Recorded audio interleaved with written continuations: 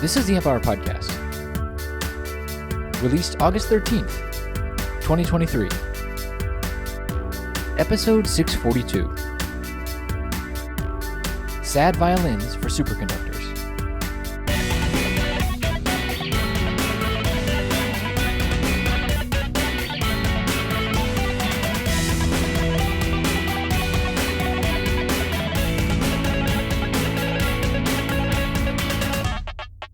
Welcome to the Amp Hour. I'm Dave Jones from the EEV blog.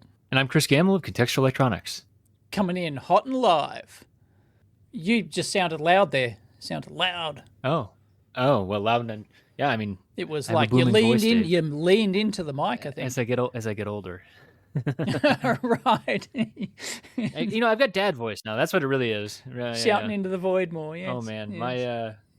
my buddies, when they used to call my house, my dad took after my grandfather, who really both have booming voices. So I'm sure I'm also destined to have a booming voice.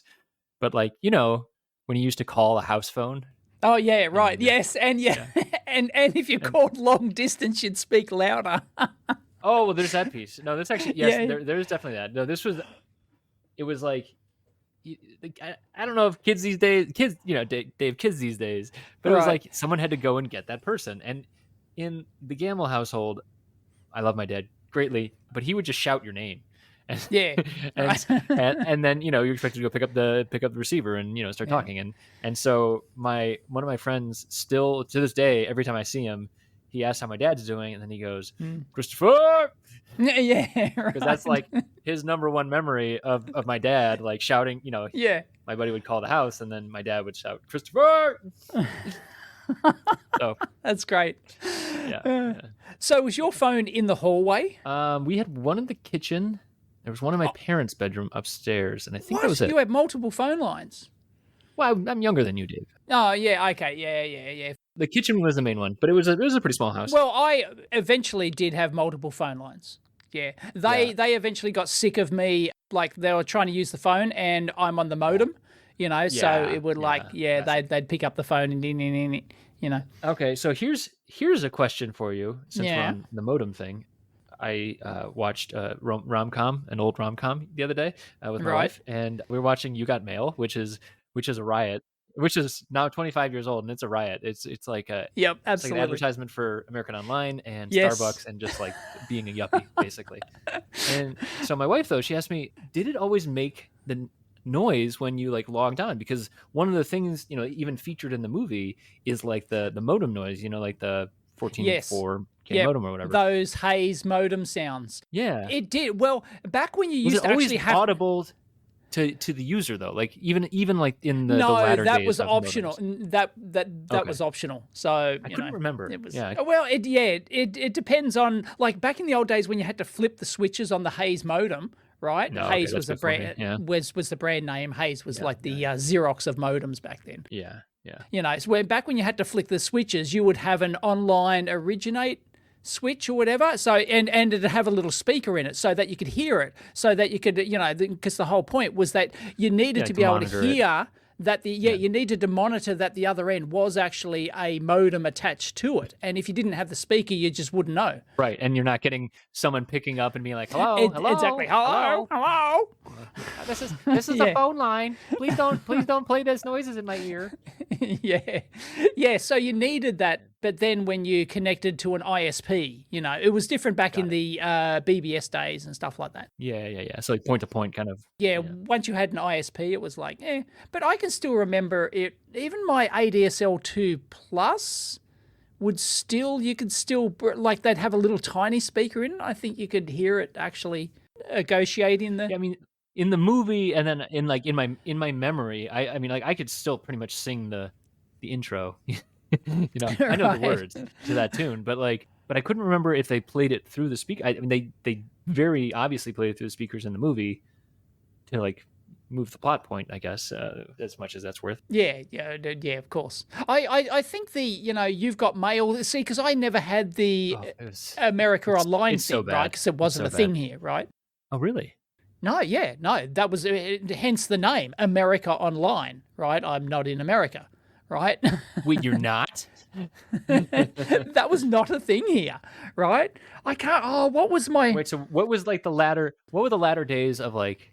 Wait, does that? How the hell did people communicate across the ocean? Well, my first online internet thing after modems, of course, after BBSs and stuff like that, was Microsoft Network. They had their own network. This is before the internet as kind of, the internet existed, but companies were going for their own internet. The World Wide Web and the Yeah. And they touted that, you could actually share mail with the internet, right? So with people on the internet, you could. So I actually got the Microsoft Network, it was called, because it came with Windows 95. Would have came with Windows 95, and I was using the Microsoft Network. Almost 30 years ago, Dave. Yeah, approaching 30 years ago. Speaking of approaching 30 years ago, today is our 13-year anniversary.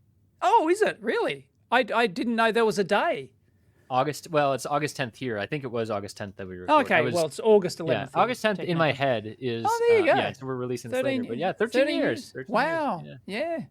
Yeah, because we started it not long after I had started. Like I'm so I must be 13 and a half years on the blog now. Or is it 14 and a bit? I think it's 14. I started in 2009. April, yeah, I started April 2009. Oh, then that would be 18 months. Really? Right. We started August 2010. I know that. Oh, okay, right. So it's a year. I thought you were like 6 months prior, but maybe you were more than that. No. It's it seemed like that, but no, it's actually more. So yeah. Okay. There The 13th anniversary is lace as the lace. Really? Is that a? Like it's a each thing, of the is years. it? Yeah, diamond jubilee, diamond, wedding. Right. Yeah. Yep. I was hoping copper. Yeah, copper is. Oh yeah, copper would have. Is seventh, copper one of them? Is copper a wool or copper? Yep. Seventh anniversary. Oh, 7th, is it? Wool or copper? Yeah. Okay. Oh, there you go. Wool or copper. Yeah. Wow. Jeez. Yeah, they start getting weird too. There's some weird ones. Copper comes back on 49th anniversary. Oh, there you go. Right. Will we still be doing it? Will podcasts still be a thing? I don't think so. No. I don't think they will be for me. How about that? Right. No, I'll be like what's that? 36 years from now. Sorry. Yeah, buddy, I'll be. I think I'm gonna be retired from you at least. Yeah, I'll probably. We'll be talk 6 once a feet year. under How about that? Yeah. Right. Nah, I'm gonna live till 150. Come on. Yeah, brain, maybe with modern. Yeah, you never know. Modern tech. Never know. You want to know what else is having an anniversary this month? Actually, what's that? I just tweeted last night. The Fluke 87. The Fluke 87. Oh. Guess how old the Fluke 87 is? Let's see. I bet that came out in the early 90s at the earliest. I would say mid 80s. So if it was 83, it'd be 40 years. Not quite. 35 years. Came out in 1988, August 1988. According to the manual, anyway. So, but Fluke retweeted me, so Fluke didn't question that. So didn't. All right. So 35 years. Yeah. Wow. 35 years for essentially the same model of multimeter. You can still buy it as the Fluke 87.5. Yeah. Some executive somewhere should be getting a bonus for all of the amortized R&D on that thing. Yeah, that's nuts. I mean, they've changed the design. They switched from a Fluke proprietary processor to an MSP 430. Oh, really? I didn't know. Yeah, okay. I think that came in the Mark III. Don't quote me on that, because there was no Mark II. That was very interesting. There was no Mark II. There was I don't think there was. I think they went from the 87 to the 87 Model 3. It isn't Mark, it's Model. The 87 Model 3. I don't think there was ever an 80 series Model 2. Please correct me if I'm wrong, anyone, in the comments down below. But, yep. Yeah, there was no Model 2. And, interestingly, there was a Model 4. But, I don't know if you know this, but it was so radically different, right? The Model 4 was so radically different. You can Google a picture of the Fluke Model 4, right, and you'll find it. Maybe. It was so radically different. Everyone went, well, this is no longer a Fluke 87. Screw you, I'm not buying it. So they very quickly rebranded it as the Fluke 187. So now you can't buy it anymore. But then it was reasonably successful as the Fluke 187.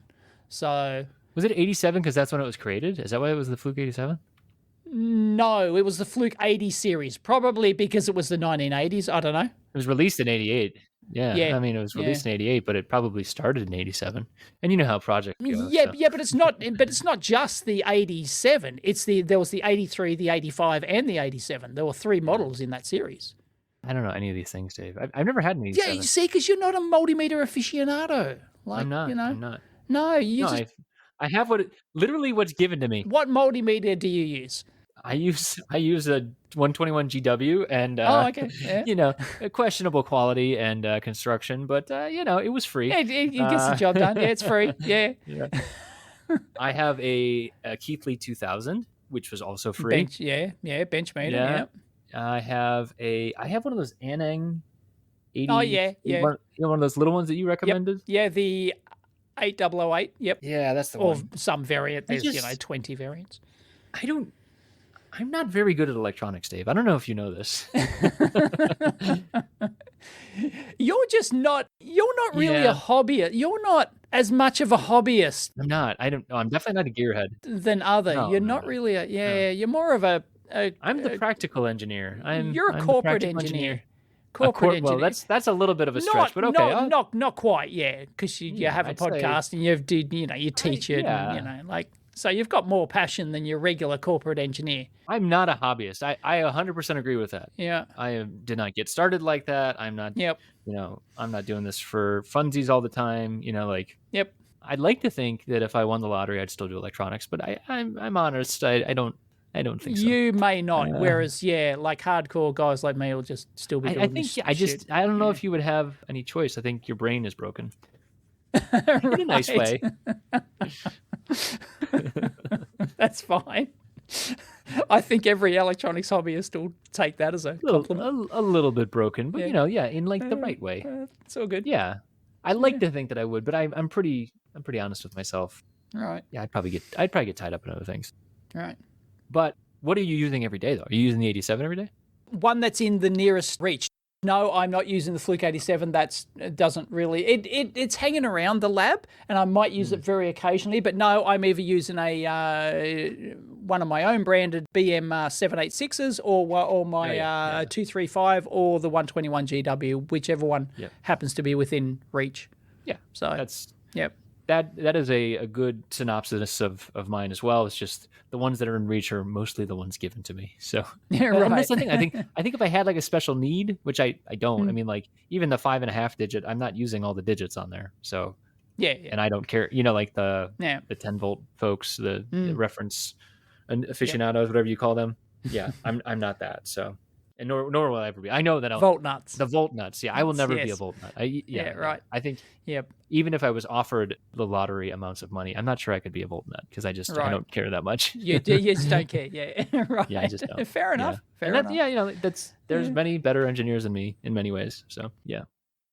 I did like your question to Toby. That was a good question. I listened to that whole interview. Yeah. Fascinating interview. What Toby question? was great. Yes, Toby was great. About the what DMM they have on their hip. Oh, right. Yes. Okay. Yeah. Yep. That was a good question. Yep. Yes. I do recommend people listen to that show if they have not. So. Oh, you have to listen to find out which one a linesman uses. That's right. That's right. There you go. Yeah. Yeah. But, there's much debate. There's a very lively, Bryman thread going on the EEV blog forum at the moment, and everyone's talking about, which one's the most suitable for field use. It's too big. I can't physically use the BM869 in my hand. It's just too big. And, so everyone's like complaining. Just imagining a bunch of adults, on the internet. Oh, yeah. Shouting, this is serious shit. This BM is too big. This BM is it's too big. This one uses polycarbonate and this one uses polyethylene housing. Oh, my God. You should see the debate about polycarbonate versus polyethylene. Holy crap. I shan't. I shan't, Dave. It's great. It's great. Yeah. Nerds, I'm glad they found something they like. And people to argue with. How would they have done this in the era when there wasn't America Online connecting people to Australia? I mean, you and I wouldn't have I'm actually going to be given a talk on this. Oh, really? It won't be recorded, so sorry, you've got to turn up in person, but I've been invited to a university, which shall remain nameless at the moment, just in case people try to gate crash it. in September. And they want me to give a talk about how I got into electronics and all that sort of stuff. And I was going to share all that sort of stuff. Like, this is before the internet. Okay. How do we do things? Okay. How do we do that? Here's the thing, Dave. What? I will pay you $500 if you show up in full regalia, like you're going to a graduation, and then when you walk in, you play Pomp and Circumstance. What's Pomp and Circumstance? Da, na, na, na, na, oh, right. Okay. Right. Yeah. Da, da. And then you like go in and you lecture like in very like right loud in tones. regal robes, like exactly. Basically like you're a academic king. I would like. Oh, I could dress like Bob Pease as a czar. You know, that's not like bad too. have you? Okay, that's not bad. Have you seen his? Not getting my $500 for that. Yes, I have seen that. yes, his czar. You don't have the costume. beard for it though. That's the thing. You'd have to put on. A beard. I know. I'd have to put on the fake beard. Yeah. Damn it. Darn. Anyway, yep. That's exciting. And it's just about like getting started. And getting started, and I'm guessing you're not going to the U.S. for this university visit. No, it's in town. So it's here there in you Sydney. go. So, somewhere in Sydney. Check out the universities in Sydney sometime in September, folks. You might find Dave there. You might indeed. And I'll be getting an exciting tour of something. I won't spoil it, but I'm guessing particle accelerator. That's what I'm guessing. Right. I've already done a particle accelerator. Oh, okay. Well, maybe, there's always more. There's always more particles to accelerate. Maybe there's a muon detector or some kind of particulate detector. They think that's always very exciting. And then you're like, oh, look, a bunch of stuff I can't see. Or it's... I mean, it is exciting. Or it's an LK99 superconductor, dude. Oh, someone asked if that was going to come up on the show. I don't have the stones for it, Dave. Nor do I have the background in research. I don't get it. I don't really care about it. I read a little bit about it, and I'm like, oh, okay. Do you have something you'd like to say about it? Why? What would you like me to say? I've already done a video. Like people, thing is, right? People expected me to do a debunking video of superconductor physics. No. I can't deal with this science right now. There's someone in the Netherlands talking about solar panels in a roadway again. I gotta go. Screw you, science. There's some idiots over here. I mean, like, as if people expected me to know and debunk superconductor physics. Like, come on, seriously? I saw an incredibly stupid, the stupidest video I've ever seen on the company's website. The hottest of hot takes. So I did a video laughing at their stupid video. And sure enough, their website's now closed. And it's, so I don't know what's going on there. But whether or not it reopens, whether or not that video will be back. And nobody disagreed with me. Everyone thought that was a stupid video. But there were a lot of people defending it. Like, as in a lot of people saying, oh, the video doesn't matter. Oh, the marketing team made it. Oh, the scientists were under duress. They had to make it under pressure from marketing. And it's an old video. It's not real. They never, blah, blah, blah, blah. I don't know what we're talking about here. Are we talking about? What?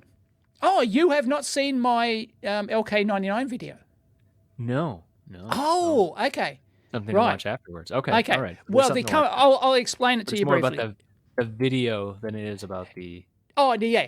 It's a video that the company... Like, this is... The LK99 is developed by a commercial of a university, right? So they have a commercial website, right? Like and they're trying to promote this material. It's like an innovation lab or something like that, right? Something like that, right? They're trying to sell, they try to patent and sell the technology, and every university in the world has one of these commercial arms. That's right. Right. That's right. It's To varying success, yes. That's exactly. Some of them really do not do well. Well, I've done another debunking video about another university commercial lab, which we can go into if you want. But anyway, this LK99, right? So they've got a commercial website, and the only promotional video on their website, it's front and center on the main page, is they use this copper plate, right? It's like a coin, right? It's like, it's round, shaped like a coin, and it's hanging by a piece of string.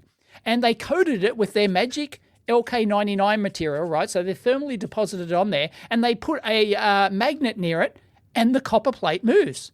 Yeah, that's called Lenz's law. It's going to do that. And I did a demo demonstrating that it's going to do that. It's Lenz's law, right? You put a moving magnet near a copper thing, it's going to induce a current in the copper, which then back induces and actually repels the eddy currents. Is that the one? Yeah, and it actually repels the magnet. So it's it's the dumbest thing ever. It's the dumbest thing. So I did a video laughing at that, and everyone thought I was doing a debunking video debunking the physics of the semiconductor, of the superconductor material. It's like, no. Anyway, yeah, that's what So that was just the dumbest thing. Can you explain to me what it actually... Okay, so then that's that thing. Yeah. I don't get...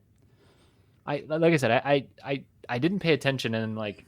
So I was on holiday, I think, when all this because stuff you're not started on Twitter anymore. That's the problem, dude. Everything's on Twitter. Dude, everything's on Twitter. Nothing's on Mastodon. Mastodon's just... Nothing's on...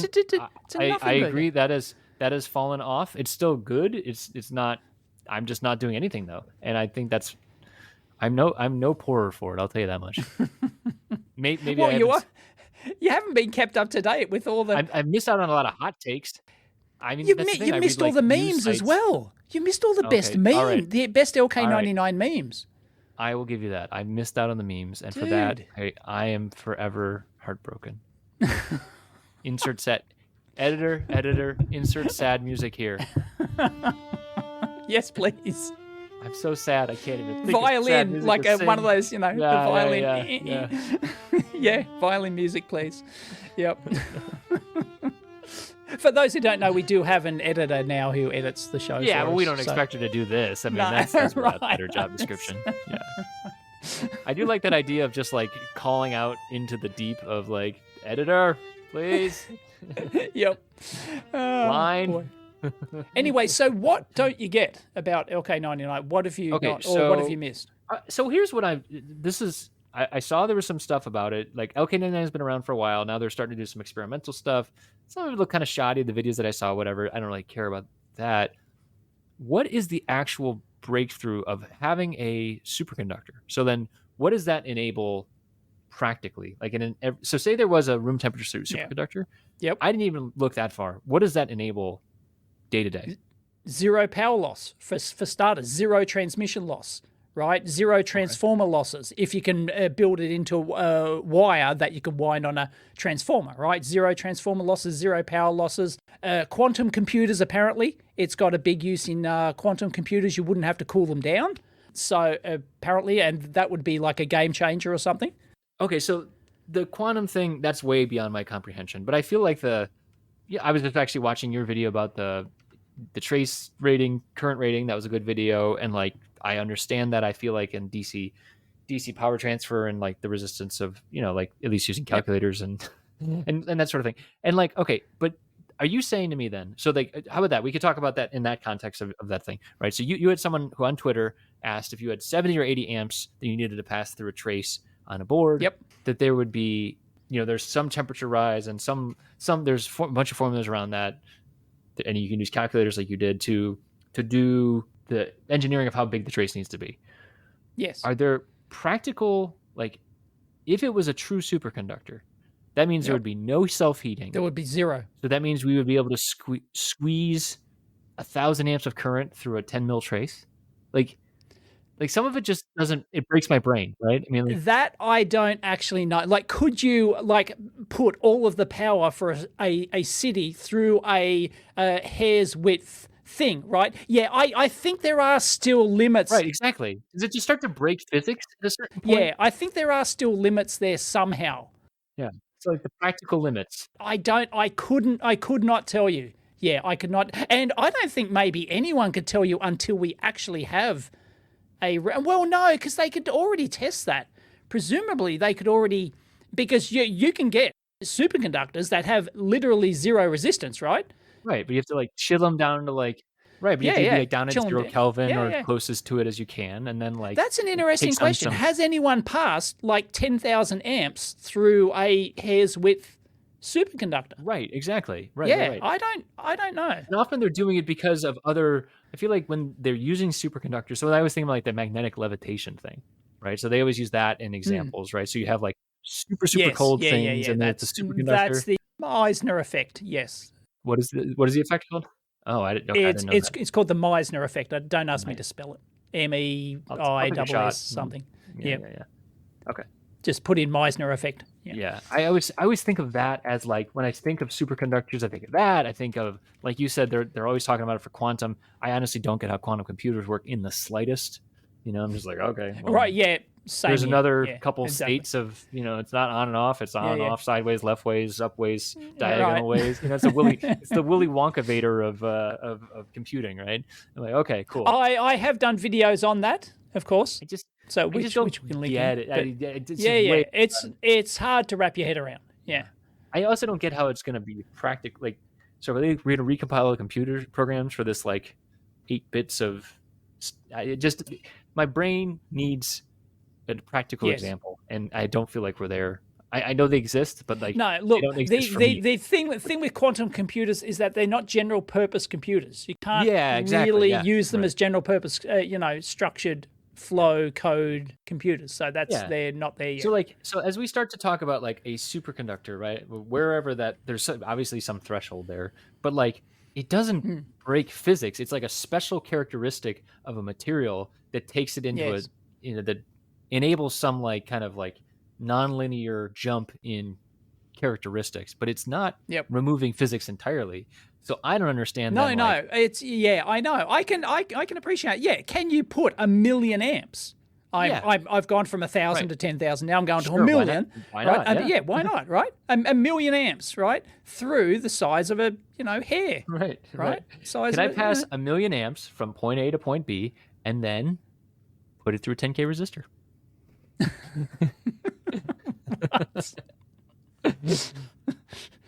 Ohm's law's not going to break, dude. But it's just, anyway. The two major things that everyone touts from is transport. Of course, we could have trains that just like no friction, well, except for air friction. But yeah, we could have trains and buses, and we can have hoverboards eventually. Hoverboards, bring it. Yeah, all right. And the other one thing is zero resistance with like stripy things on them by Mattel, right? Yeah, right, right. Yeah. But you are right. I've never actually I always hear it touted as zero resistance, right? That is the thing, and zero power loss transmission. Yeah, but I've never. Yeah, I've got Well, resistance is a construct, anyways, right? I mean, like I don't think I've ever investigated. Yeah. Anyways, I just feel like and so right now it feels like there's also so if you wanted to do levitation, right? You get someone who's like, I'm going to change transportation for the better, and everything's going to levitate, and we're going to have maglev trains everywhere. And like maglev does work, right? Right. Well, I mean, yeah, sure, right. I mean, like, but there are some practical like energy inputs, right? So like you can make superconductors, you can have magnetic levitation as it is currently, right? You can have like lower resistance bearings and things like that. But there's an energy cost there. And I'm guessing that superconductors would start to reduce that energy cost and maybe make it more practical. But they would make it more practical. Yeah, there's still going to be an energy cost. And so like then I guess there's still going to be an energy, but it reduces by orders of magnitude. Yeah, exactly. Right? So what are those orders? The current problem right? with the maglev trains at the moment, I've been on a maglev at 430 kilometers an hour. It's fantastic. Ooh, right? That's cool. Yeah. It's fast. I've always especially when they pass each other. They pass each other, but one's going at 430, one's going at 430. It's fantastic, right? Yeah. Absolutely fantastic mode of transportation. They actually multiply to like 16,000 something. But it's just the problem with the maglev trains is that massive power consumption required. They don't make a profit because they have to pay so much in power to keep the thing going. Right. So so that is so that's why they're not really practical. You can make them, but they don't really pay for themselves. So which is a kind of a non-starter. But superconductors would mean that they would work. They would work, and you'd be able to build them everywhere, and it'd be a complete no-brainer. You wouldn't build regular trains anymore, really. You still wouldn't be able to build them in the U.S. because apparently the U.S. hates trains. No, right? Yeah, of course. Because we are I know you're a train phobic. Oh my god. You know, I watch train channels with my daughter. She loves trains, and like I'm like, and look, you know, we're watching like there. First off, it's amazing. There's like these channels that are it's just people. It's actually just one guy that just records trains, and he must be rich because like each video's got like 18 million views on it, and it's just like, you know, it's just like you know, just this guy's hobby. And you know, I'm talking to my daughter. I'm like, oh look, a steam train. That's still about as fast as you can go on a train in the U.S. Right. Just plodding along. I mean, Whereas there are a lot of infrastructure Japan, problems. you know, it's 400 k's an hour. Yeah, exactly. Yeah, it's crazy. The China trains are super fast, super fast. Yeah.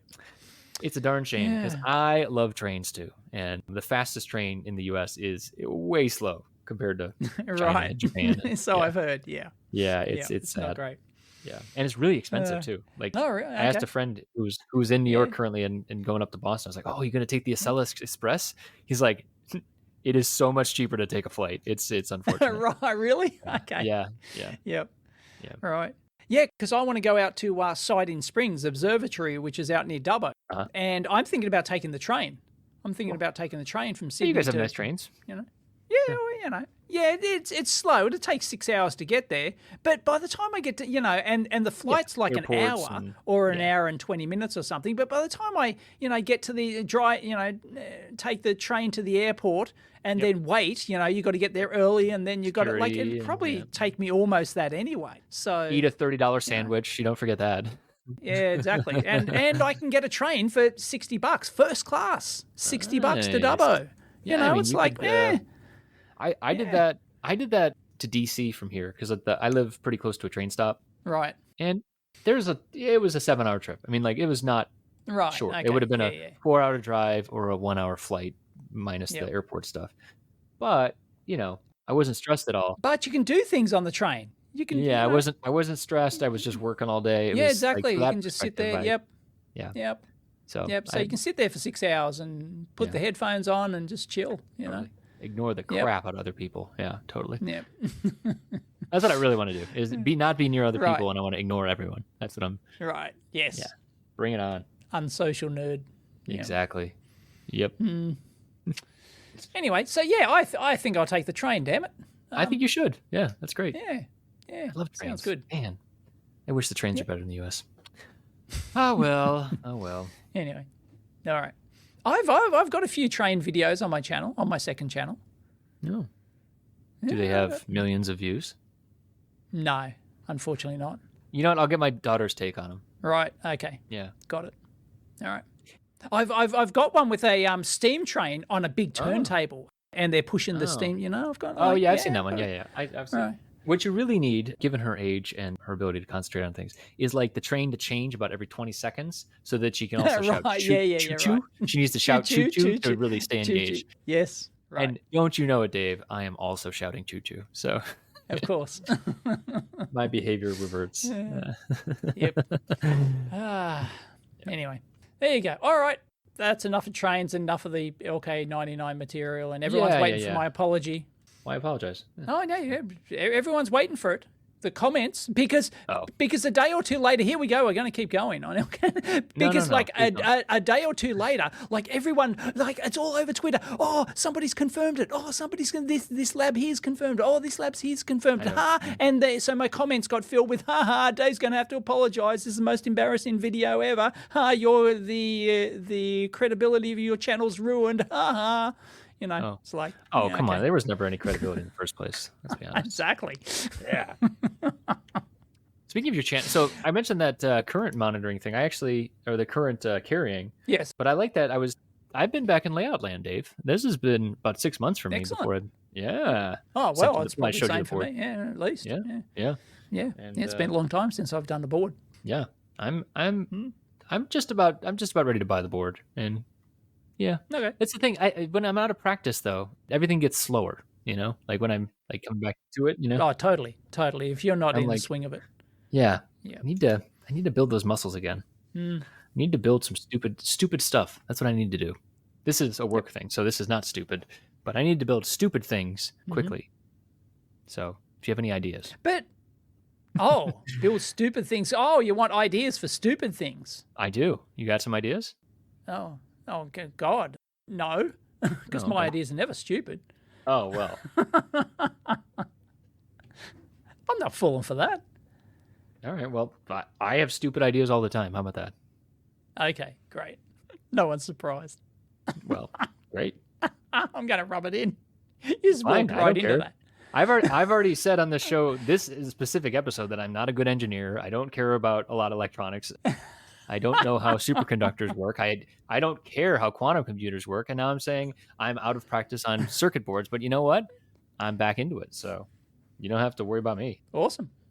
Feeling that energy. But I thought that was your job. I thought your job was like making like demo doodads. Yeah, demo doodads for sure. But like it's been a lot of plugging stuff together and then writing firmware. Right. I've been doing a lot of firmware in my work and other stuff, training and things like that. But I don't know. It's expensive to make custom hardware, and I do a lot of like modular kind of hardware. It's expensive to make custom hardware. We've never lived in a better age for making custom hardware. You can get your PCBs for $1 and you get 3D printed cases for next to nothing, can't you? It's never been cheaper. That is true. Yeah, it has never been cheaper, but it's still expensive. And time expensive is a big thing. This is a conversation I had with the coworker today about so we were watching a YouTube channel where someone was talking about like having their own pick and place. And my coworker rightfully pointed out that you can do a lot of turns with this sort of thing. And I said, this is something that you and I have discussed on the show a lot. And just like that. Yes, countless times. So I think the time cost of the person who has the pick and place is almost never put into it, but that is almost always the most expensive thing. And totally. Yeah. And so I think the real thing is like having a true need to build that custom hardware. And then if you do, then that's fine, right? I mean, if you're building a ton of like customizable stuff, but if you're trying to make something like I'm trying to make something that other people can build and like buy off the shelf, that's a whole different ballgame. Yeah. Right. That's like building with Lego blocks then, and like hopefully widely available Lego blocks. And that changes a lot of the story. But now I'm designing my own Lego block. So that's the end of that story. Oh, right.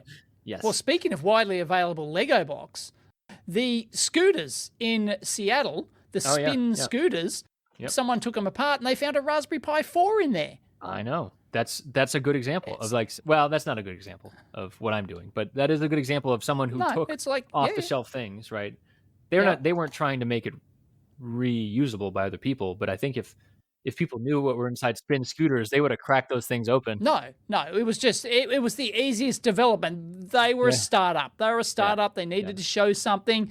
Stick a Raspberry Pi 4 in it. Why would I develop custom hardware? That's just dumb. Totally. Yeah. Right? Yeah. I mean, especially I think with the scooters too, like you have a pretty massive battery source. I mean, like the amount of I have like 500 milliamp sleep current. Who cares? This thing is going to be dead in 6 hours from some millennial riding it half a mile. Right. Exactly. It doesn't really matter. Appointment, right? So like, it's just the real bulk is there for the ride. It is not a power optimized solution. Yeah. That's right. It doesn't need to be. Yeah. I think that's right. Right. I think the surprising thing to me there is just the bulk of the case that you need for that sort of thing. Like that it's just, they kind of design these cases, they design the scooters and to have these large enclosures built into them. Yeah. Yeah.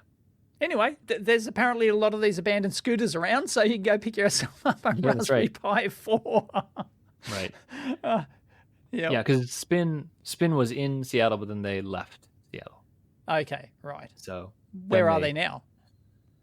They're where I live. No, I think this thing is like a lot of, if you go like town to town, I was surprised. I was in Chicago. I came back through Chicago. I was in Seattle, then I went to Chicago, then I came back to Durham, where I live. And you see basically the municipalities have like brought the hammer down on all of these different scooter companies, and they all have their own restrictions now. So like in Seattle, they're kind of like all over, but they only have so many companies available that are like, they have licenses to operate in the city. So it used to, when the Wild West starting of scooter days, it was like anybody would just go and drop off scooters and it'd be like, download our app. And then you could start riding the scooter. You just happen to find it at a corner. Okay. Well, now the cities were like, no, we will fine you if you don't have a business license. And they only give so many of those out. In Chicago, they make it so that you have to dock some of the scooters too. So like the actual physical dock thing. You can't just abandon them. You can't just leave them anywhere on the sidewalk. Right. Right. And then where I live, it's pandemonium. It's there's only a couple a couple that show up here. So, and it's also like they geofence them too, so that like if you ride outside. Oh yeah, I was riding one in Canberra. They're a thing in Canberra. Canberra's littered with them. You've been to Canberra, our nation's capital here. Yep. Yeah, and they're littered with these bloody. There's two major scooter companies there, and yeah, they just about like they do have like central kind of locations where they mostly are, but yeah, you just see them abandoned everywhere, right? And people just leave. Like technically, you get like docked, like you have to pay a bit more, but you can actually leave it anywhere. But you don't. You know, they actually charge you a bit more if it's just left anywhere. Yeah. And yeah, and these things were geofenced, right? We're hiring this thing and we're riding the thing around. It's only going like 15 k's an hour. I'm going, this is freaking lame, right? Yeah. And then all of a sudden we went to the other side of the street, 25 k's an hour. And then we went back to the other side of the road, 15 k's an hour. And then we realized it was geofenced. It was, it was geo speed fenced. Yeah, it was like, right? So within a certain, governed. Yeah. It was electronically speed governed within a certain area. And we figured, okay, because it was all around the shops there and they limited them to 15 k's, as soon as you got literally to the other side of the road, it would speed up. It'll allow you to go faster. It was great. So, yeah, anyway. That's why you always ride on the fast side of the street, you know? Yeah, right. Yeah, but anyway, they're like, I don't think any of them are going to succeed. Really. I mean, it's just like if you need one of these every day, you're going to buy your own, right? You're not going to be renting these. And they're really expensive, right? They're actually quite expensive, especially if you used it every day. Well, they are here. No, to rent them. Oh, how much does it cost? Oh, we were paying like $30 an hour or something. It was quite, or $30 a half hour or something. It was like, it was really, it was pretty expensive. They're not meant as like touring vehicles. They're meant as like, I want to get across. It's basically, I feel like it's a comparison to like taking an Uber or a Lyft or whatever your local rideshare is. It is, but if you're taking it every day to work or something, even if it's a 10-minute ride, you would just buy your own. Like it'd work out cheaper in no time. Yeah, get an e-bike or an e-scooter, right? Yeah. Which are banned here. I actually do have an e-scooter and they're banned. I can't ride it outside. So, yeah. Bloody state What you should do is you should design a speaker to make like a put noise right. So that people like think it's a two-stroke motor, and then you're like, ha ha ha, right. No petrol required. Petrol, yes, right, yes.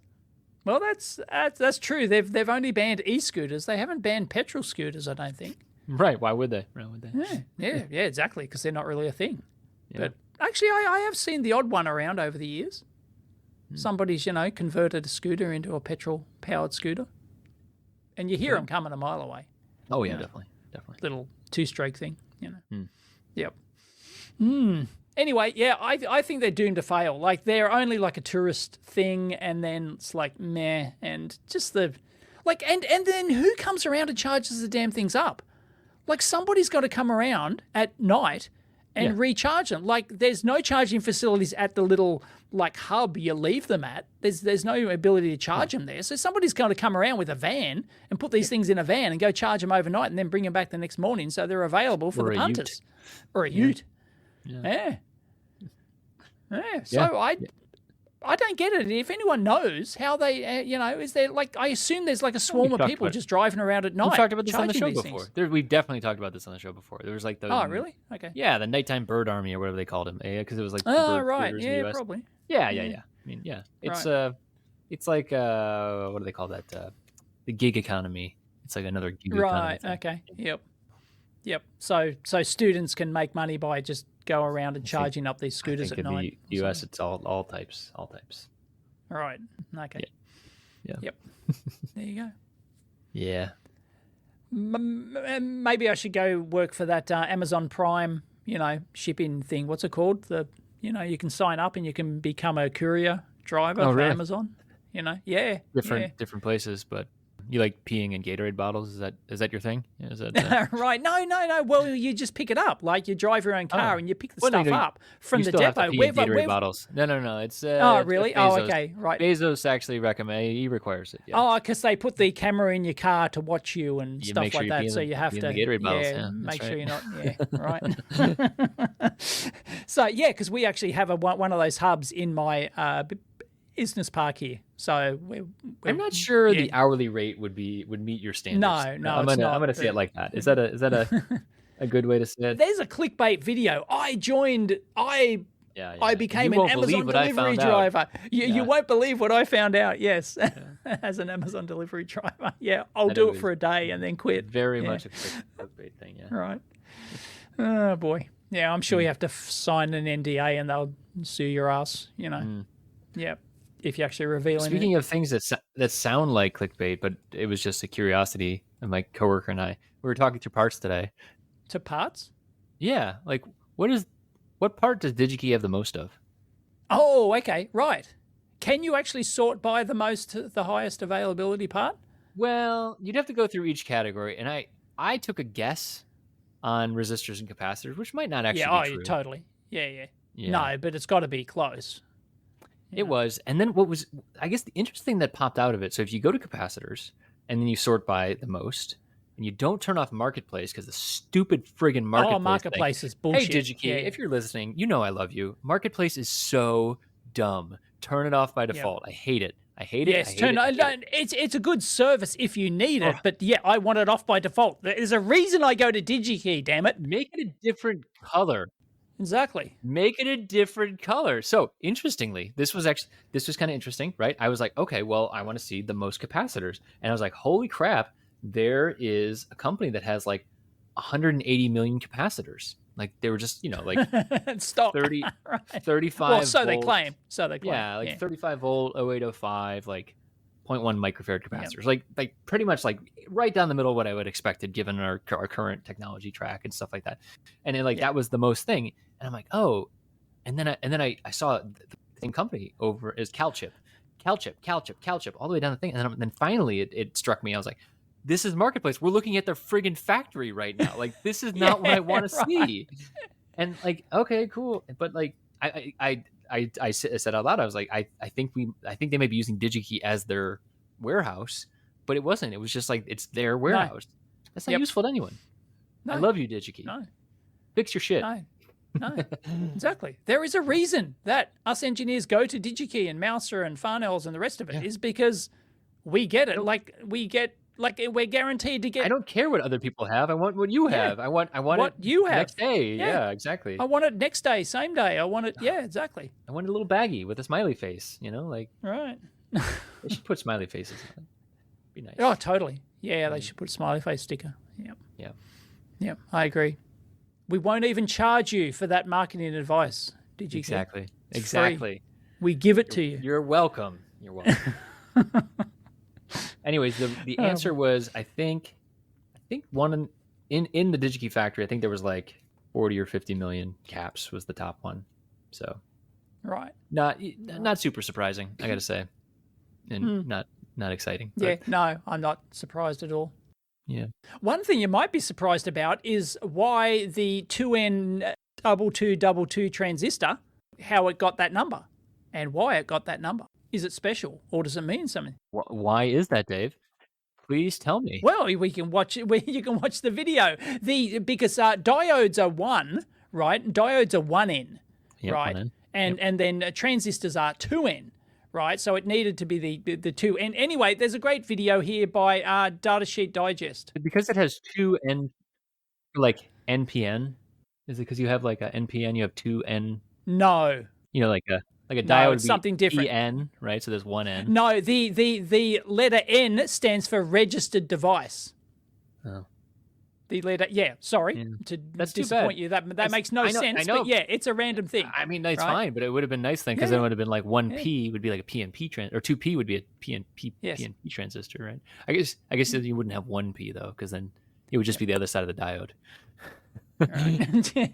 and if it's C, I can't get a 1N4148. Oh, have you tried the 1P 4N48? So, well, you can get you could get a C, which is an unregistered, unencapsulated chip device. So if you see a 2C, if you see a 2C, it means that it's not packaged. 2C or not 2C? 2C, that is the question. So that means an unpackaged chip. So N basically means packaged, I guess. Then the 22 at the start of it means something. Sorry, I'm going to have to go through it. I don't remember the exact video. I'm trying to scroll through it here. But anyway, we'll link in the video. You can watch it. There's a reason that it's got the 2222 thing and the 2N at the start. The 2 means something. The N means something. I think this is the Augusta guy. Oh, they've actually linked it. Yeah, it isn't their video, I don't think. I think they've linked in someone's video.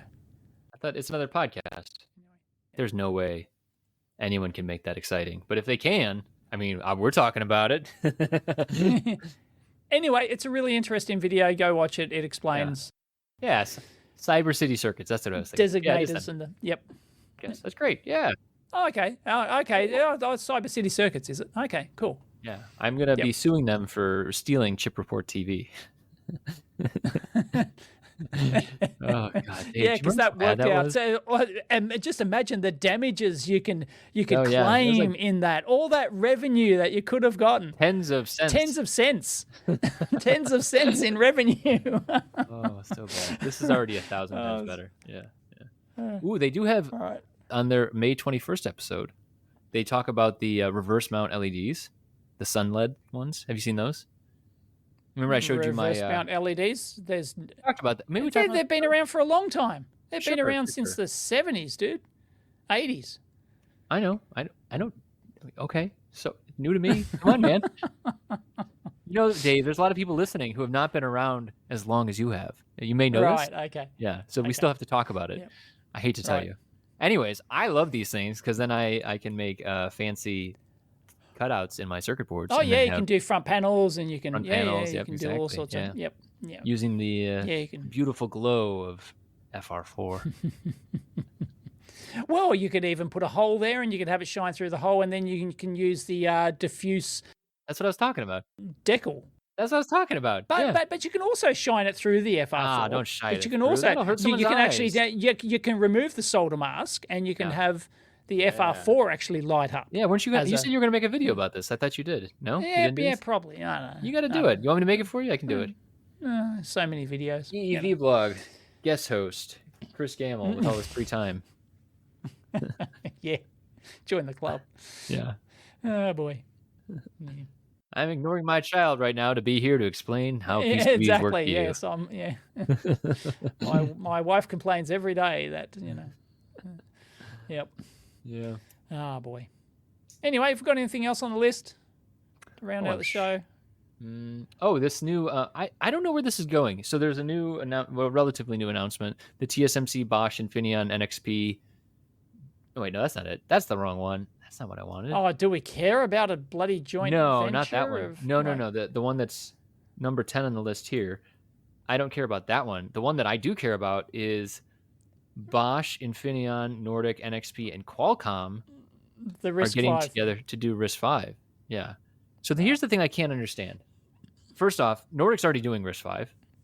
I'm sure all of them are doing something with RISC-V. Right? They all at least have sure they are, but researchers. They have they've got postdocs. So are they doing because RISC-V, the core is like the instruction set is standardized, but outside of that, nothing else is standardized. He got it, folks. He got it. I think. I got it. Did I? I knew that's what it would be. Would be that they're making them more compatible.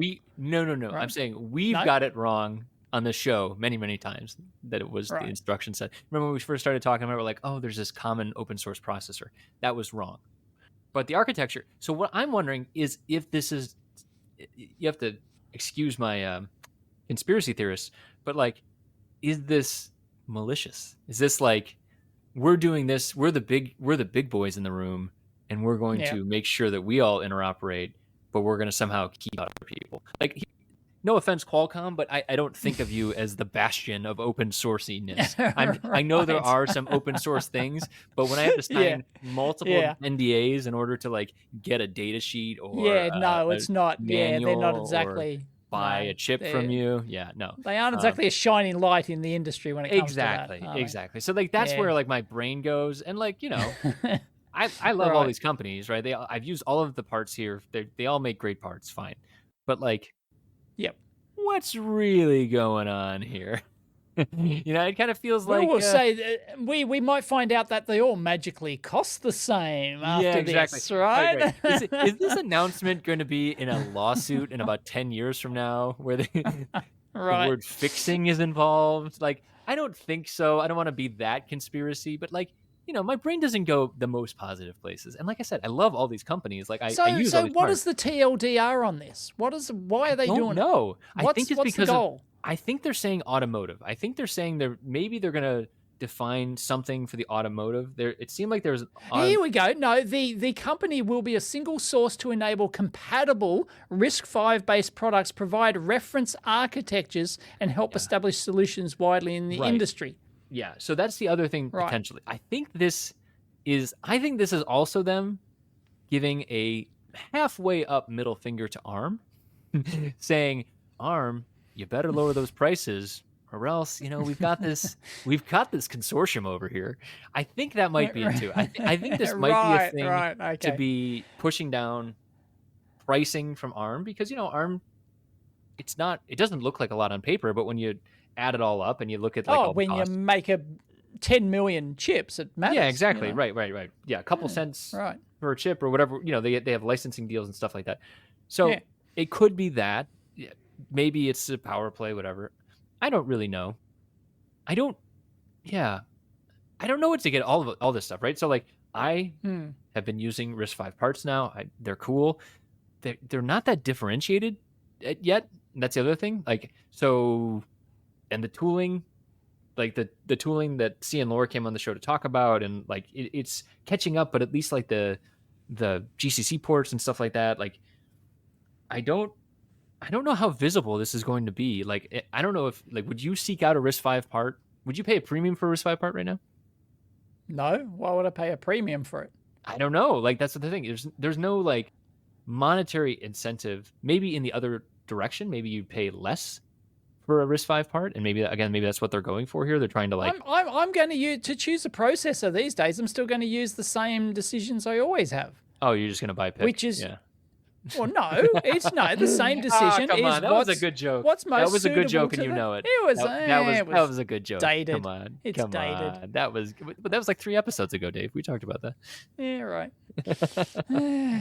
Hey, use what you know. It's no, fine. sorry. It's fine. But here's the thing. Okay, how about this? So if Microchip started putting, so like if the tools right? So you use MP Lab X, right? You're not writing assembly, right? You're writing C. Right, mate. You're mostly And if the tool was there, right, and MP Lab it had some like interface layer, and then under the hood, Pix started using RISC-V for whatever reason, Right. and that would be a big shift. Would you care? Like I don't. That's what I'm really No, wondering. I wouldn't know. Exactly. I Yeah, wouldn't care. exactly. That's what I said. I'm still going to use the same requirements for picking a processor that I always have. And often it comes down to the actual product. Like, because it might be a price sensitive product. So, that rules out pick. Right, well, it doesn't rule it out, but if I'm going for like ultra low cost, right, it probably rules them out, right? I'm going for some, the 10-cent micro, right? I'm going for the 10-cent one instead of the 40-cent one, right?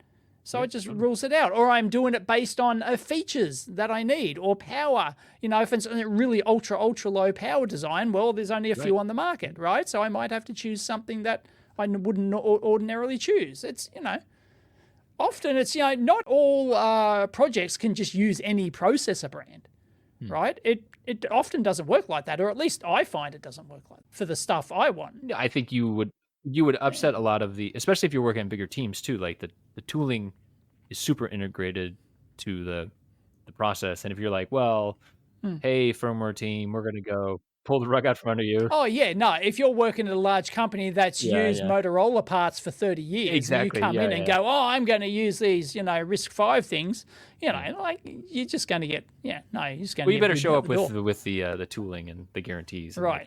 Too, right. Yeah. So it is going to be really interesting. Like I said, I think it's probably something to do with ARM. It's probably this is probably either to knock down ARM prices or to take on ARM directly. I don't know. See how it plays out. I got no idea either. Yeah, I do think we're going to see more RISC-V parts at all these companies. That's not too surprising. That's not a stretch. Yeah. Yeah. The only ones I had seen so far at least announced publicly were the Nordic. The Nordic had some like co-processors that were RISC-V, but I bet we'll start to see some NXP parts and Infineon and Nordic, whatever, that like some of their banner level chips will probably start to trend that direction. So yeah, it's right. Strange new world here, Dave. So we'll see how that goes. Yeah. All right. Well, there you go. That was, yet another chip industry, not a merger thing, but a affiliate joint venture thing. It's like, meh. That's good. That was a good right. old man thing. I could actually hear your gray beard growing, so which is great. You just got to say meh 1,000 more times, and you'll be ready to dress up as Lazar for your thing. Right. All right. Well, I think we're done, unless you've got a last minute shout out. I haven't checked this subreddit in a long time. Oh. Yeah. Oh, Mike Engelhard. Mike Engelhard released QSpice. Yeah. I tried to do it. Oh, really? It's like you need Windows 11, and I'm like, I don't even have Windows 10. So did he leave? So he's left, yes. Has he? And he's doing his own thing? He had left. I do recall vaguely a mention of it, yeah. Pushed out, maybe? I'm not sure. I don't know what the whole detail. Or part of a restructure or something, or yeah. So he started his own.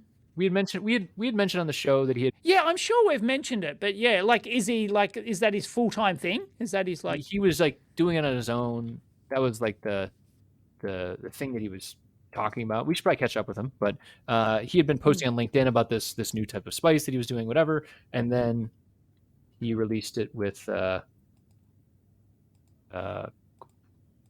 there's a company that it was called SPQR, and now it's QSpice, and it's released with, I forget who. It's Corvo. There we go. QSpice, get it? QSpice, Corvo. Oh, Corvo. Who's Corvo? Corvo is like they do like I always think of their near field chips. They do like ultrasonic. So they make chips. Oh, it looks like they make like power transistors and RF like filters and amplifiers and RF attenuators. And so they're an RF chip company. Oh, yeah. They're pretty big. And like I said, I think of them for like ultra high frequency, like 6 gigahertz transmitters and stuff like that. Right. Okay. Yeah. Like, the thing that's inside the little AirTag. You've seen those teardowns? Yeah. Oh, right. They use those parts, do they? They can do like ultrasonic range finding and stuff like that. I think that's Corvo. I think that's a Corvo chip in there. Got it. But yeah, they're like right on the edge of. I mean, they're RF, but power RF stuff. So yeah.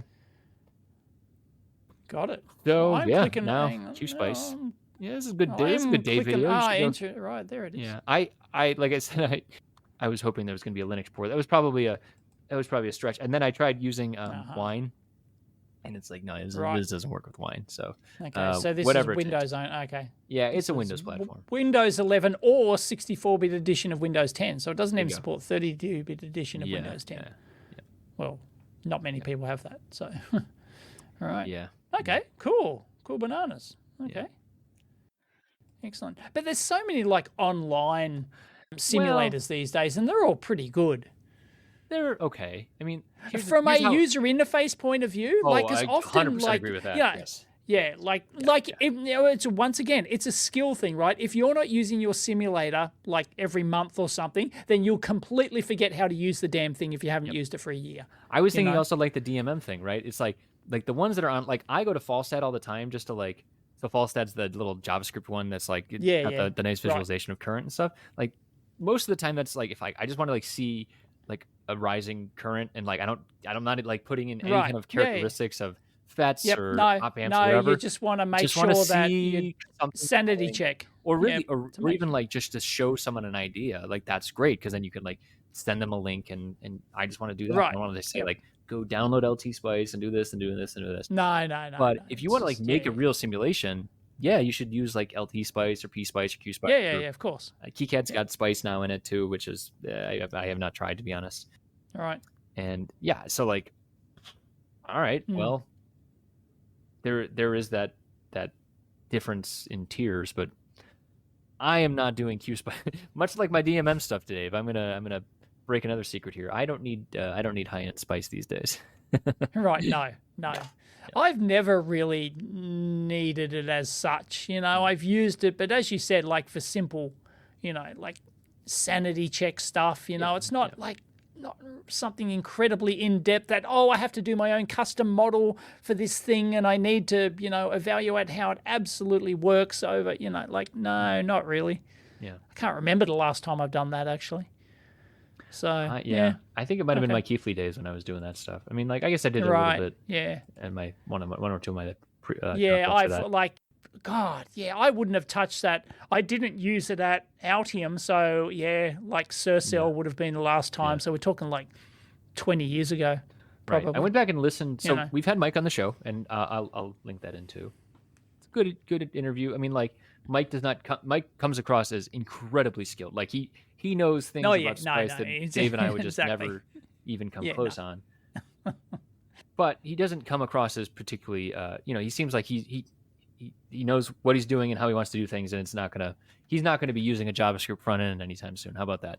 Right. Okay. Yeah. But one of the things I said in that show is that, like, one of the values, at least when it was LT Spice and like the LT Spice days, is that they had bespoke parts and like guaranteed models that were tied to the models, specific parts, and like that was super valuable to me, and that it especially there are switches and stuff like that. I would use it for LT Spice for LT switches, and they had all their models. Like you said, a sanity check. Yep. It's like, it's supposed to have like this kind of rise time. It's supposed to do this, but it was also verified by LT. Like, so like now if Qorvo's doing the same thing, that might make sense.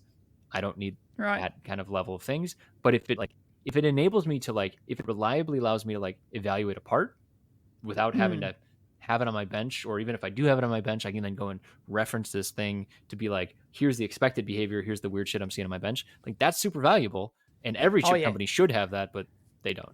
So that's probably a smart move. So they've hired. Does he work for him now? So they've hired him. I think. And I don't know the relationship. I'm guessing they're probably paying him in some way. I don't think it matters, but anyway, there's a demo. There's a video of him talking about it on their website, on their QSpice simulator page. So, so that's a smart move. Oh, definitely agree with that. Yeah.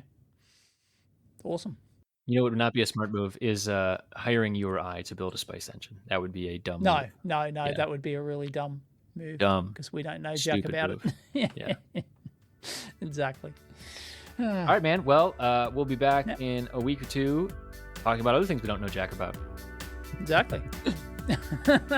That's what we do. That's what we do. Catch you next time.